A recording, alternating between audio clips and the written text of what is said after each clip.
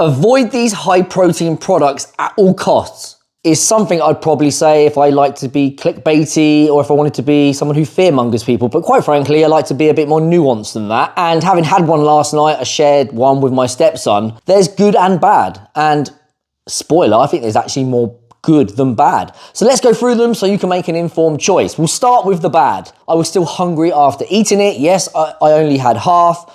But I guarantee if I had the whole one, I think I would have still been hungry, considering it's over 700 calories. If I'd had the same amount of calories and protein from meatballs or chicken or something else, I think it would have been more filling. And one final negative, not so much with the pizza because this whole pizza has 64 grams of protein, but sometimes the protein will be lower than you'd expect. I saw some protein coffee sachets that had 1 gram of protein each, marketed as a high protein product. How many coffees are you going to have to get enough protein? Because typically if you want to build muscle, you need servings to be 20 to 25 grams of protein. So be careful. Now for the good. Genuinely quite tasty. I was surprised, which is a good and a bad because it made me want more, but it was good. Therefore, it can make for a good treat and it's calorie controlled. If all things being equal, you want something like a pizza or you want something that is tastier, but you don't want to kind of have a real tiny amount of Domino's or something of the equivalent that's kind of going to be higher in calories, it's a good option.